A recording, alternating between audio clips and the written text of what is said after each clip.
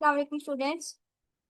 इस वीडियो में हम लोग ENG 515 का जो क्वेश्चन नंबर 2 है, आप लोगों के करंट MCQs उनको डिस्कस करेंगे। ठीक है। ओके। क्वेश्चन नंबर 1 देखिए। कॉम्प्रिहेंशन थोड़ा सा ब्लर है, मैं आपको रीड करके बता देती हूँ। Comprehension questions take dash to form. ठीक है। तो टाइम होता है। ठीक है। Comprehension questions take time to form. ठीक है, यानी कि वो टाइम लेते हैं। आगे आता है कि here learners decide on topics with their choice for summary writing. Match the statement with one of the following option. तो कॉम्प्रिहेंशन है। ठीक है। Comprehension is the correct answer. देखिए कि इसका मैं आपको एक्सप्लेन करूँ ना, तो इसका मीनिंग ये है कि when learner choose topics for summary writing, it show कि they understand the process the meaning of the text. ठीक है, जो कि रिलेट करता है किसी कॉम्प्रिहेंशन से, यानी कि उससे टेक्स्ट की समझ आ गई है। आगे आता है which of the following is not true about comprehension question. तो इसका है आर्टिफिशियल। ठीक है, यानी कि ये आर्टिफिशियल नहीं होते। थॉटफुल भी होते हैं, टाइम टेकिंग भी होते हैं, डीपर भी होते हैं, लेकिन आर्टिफिशियल नहीं होते। नेक्स्ट देखिए, students who read intensively they are dash to select what they want to read. तो वो दे आर फ्री। ठीक है, यानी कि उनको लाइक फुल चॉइस होती है कि वो अपने अकॉर्डिंगली जो है वो मटेरियल को सिलेक्ट करें, जिस मटेरियल में वो इंटरेस्टेड है उस मटेरियल को सिलेक्ट करें। So they are free to select what they want to read. Next आता है simple question can help to check. तो वोकैबलरी है। ठीक है, यानी कि हम लोग सिंपल क्वेश्चन जो है वो यूज करते हैं वोकैबलरी को चेक करने के लिए। ठीक है, सेंटेंस स्ट्रक्चर या इन्फ्रेंस को हम लोग नहीं चेक कर सकते थ्रू सिंपल क्वेश्चन, हम लोग वोकैबलरी को जो है वो चेक कर सकते हैं। Extensive reading develop. Extensive reading हमारे अंदर डेवलप क्या करती है? ग्रामर भी डेवलप करती है, गुड राइटिंग स्किल्स भी डेवलप करती है, एडवांस वोकैबलरी भी डेवलप करती है। So all of the given options is the correct answer. Which of the following is a symptom of slow reading? ठीक है, तो स्लो रीडिंग का सिम्टम क्या है कि फिक्सेटिंग ऑन यूनिट्स, यानी कि जब स्टूडेंट जो है वो रीड कर रहा होता है तो वो वर्ड्स पर नहीं बल्कि वर्ड्स में जो लाइक फोनीम्स होते हैं, स्मॉल मीनिंगफुल यूनिट्स होते हैं, उन पर जब वो रुकने लग जाता है, उन पर उसका ज्यादा फोकस हो जाता है, तो फिर क्या होता है, उसकी रीडिंग स्पीड बहुत ज्यादा स्लो हो जाती है। अपने हैंड रूल्स में हमने पढ़ा था the role shift as dash become member of reading community. ठीक है।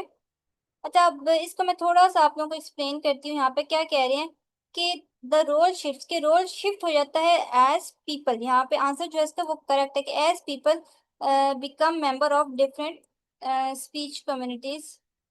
ठीक है, यानी कि जब पीपल डिफरेंट जो है वो रीडिंग कम्युनिटीज के मेंबर बनते हैं तो रोल क्या हो जाता है, शिफ्ट हो जाता है। ठीक है, अगर मैं आपको उसको थोड़ी सी एक्सप्लेनेशन दूँ ना, तो देखिए कि when someone join different groups, जैसे कि स्कूल ज्वाइन करते हैं या फैमिली फ्रेंड्स रीडिंग कम्युनिटी, ठीक है, तो they do not act as the same in every group. ठीक है, उनका क्या होता है कि वो अपने रोल को चेंज कर लेते हैं। ठीक है, स्कूल में जाएंगे तो उनका उनका रीडिंग स्टाइल और होगा, या टॉकिंग स्टाइल या स्पीकिंग स्टाइल अलग होगा। फैमिली में बैठे तो उनका अलग होगा, फ्रेंड्स में बैठे हैं तो वो अलग होगा। सो उनका रोल शिफ्ट हो जाता है अकॉर्डिंग टू द सिचुएशन। ठीक है, तो यहाँ पर भी बेसिकली ये बताया गया कि when peoples joins a reading community, तो उनका उनका बिहेवियर, उनकी थिंकिंग, उनकी पार्टिसिपेशन क्या हो जाती है, चेंज हो जाती है, यानी कि वो एक एक्टिव रीडर बन जाते हैं। ठीक है, वो बुक्स को डिस्कस करना शुरू कर देते हैं और लर्निंग एक्टिविटीज में क्या करते हैं, जो है वो पार्टिसिपेट कर रहे थे। तो बेसिकली इस MCQs का यही मीनिंग है। ठीक है, थोड़ा सा इसमें स्टूडेंट्स कंफ्यूज होते हैं। ओके, नेक्स्ट देखिए। High frequency words are not words which take more time. ठीक है, यानी कि हमने पढ़ा था ना हाई फ्रीक्वेंसी वर्ड्स और low frequency words. High frequency words वो होते हैं जो फेमिलियर वर्ड्स होते हैं, फॉर एग्जांपल स्कूल हो गया, ठीक है, बुक हो गई। तो ये क्या है कि फौरन से बच्चे क्या कर लेते हैं, इन वर्ड को रिकॉग्नाइज कर लेते हैं, इनकी मीनिंग को अंडरस्टैंड कर लेते हैं। और लो फ्रीक्वेंसी वर्ड्स जो कि बहुत ही ज्यादा लाइक अनकॉमन होते हैं, ये बहुत यूनिक वर्ड्स होते हैं, फॉर एग्जाम्पल ओपेक, इस तरह के वर्ड्स को जो है बच्चे फौरन से रिकॉग्नाइज नहीं करते। तो हाई फ्रीक्वेंसी वर्ड्स वो होते हैं जो कि टाइम नहीं लेते। ठीक है, ये टाइम नहीं लेते, लाइक फौरन से बच्चा इसको क्या कर लेते हैं, स्टूडेंट इसको रिकॉग्नाइज कर लेते हैं। Next second, how can reading fluency be measured, कि हम लोग रीडिंग फ्लुएंसी को कैसे मेजर कर सकते हैं? तो पर मिनट। हम लोग इसको ये अपने हैंड्स में पढ़ा था कि हम लोग टीचर जब स्पीड की रीडिंग उन्होंने चेक करनी होती है तो वो ये चेक करते हैं कि 1 मिनट में बच्चा या स्टूडेंट कितने जो है वो वर्ड्स रीड कर रहा है। ठीक है, how many words a student read in a minute. तो उस तरह से हम लोग क्या करते हैं, रीडिंग फ्लुएंसी को मेजर कर सकते हैं। ठीक है, तो ये आप लोगों के MCQs थे, आई होप कि आपके लिए हेल्पफुल होंगे।